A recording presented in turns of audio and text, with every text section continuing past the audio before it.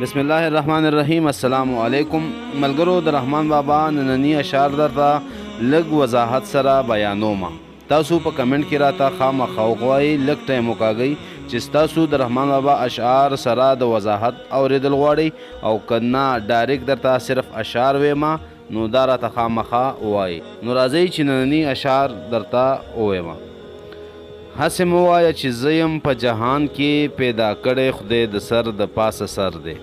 دا خو ډېر اسان شی دی، وضاحت ډېر ضرورت نشته.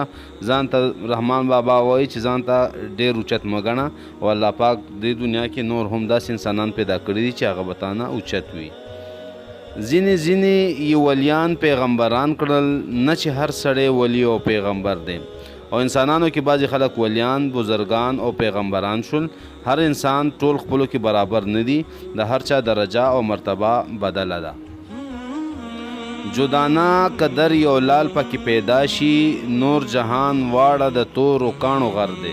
او لکه څنګه چې په غر کې یو دانا قیمتي لال یا هیرا یا قیمتي کاڼې وي او باقي ټول غر صرف د کاڼې وي، نو په انسانانو کې هم بعض انسانان داسې وي چې هغه ډېر قیمتي وي او د کار خلک وي. دا نه چې ټول انسانان د یو رنګ وي. یو بادشاه وي چې لښکر ورپسې درومي، نه چې هر یوه سړي پسې لښکر دی. او په انسانانو کې یو کس داسې وي چې هغه د بادشاهۍ مرتبې ته ورسي او ټول خلک ورپسې روان وي. هر یو کس بادشاه نشي کیدی. پیدا کړي خدای سړي په تفاوت دي، هسې نه چې جهان واړه برابر دی.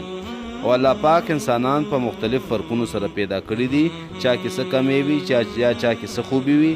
د هر چا جدا جدا ځای دی. دا نه چې ټول انسانان خپلو کې برابر دي. که د عمر و رفتن ته څوک نظر کا، دا به وایي چې آفتاب د مازدیګر دی.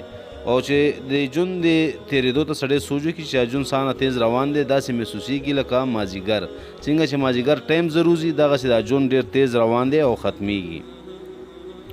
چې سر په ځمکه ایښی وي وایار ته، په اسمان باندې ختلی لکه نور دی.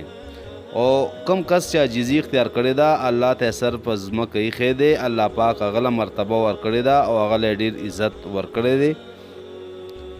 تعجب زما د ډېرو اوښکو مه کړه، ما موندلې په دا بحر کې ګوهر دی. او زه چې هر وخت جاړم، زما د ژړا ته، زما د اوښکو ته ډېر خفه کېږم، حیرانېږم. په دې ژړا باندې ما ډېره ګټه کړې ده. الله پاک ماله ډېره فایده په دې باندې راکړې ده. د ریا خرقه خدای مکړه په غاړه، رحمان کوک دستار تړلی کلندر دی. او رحمان بابا وایي چې دا کم دستار ما کوک تړلی دی، نو دا مې د ریا دپاره یا د کبر دپاره نه دی ایښی، بلکې دا د کلندرۍ دپاره دی. یعنې زه عاجز سړی یم، ما کې کبر نشته دی، کلندري ده راکې. ملګرو غزل ختم شو، شعرونه ختم شو. تاسو په کمنټ کې راته خامخا ولیکئ چې تشریح ورسره پکار ده او که نه ده پکار. د الله په امان.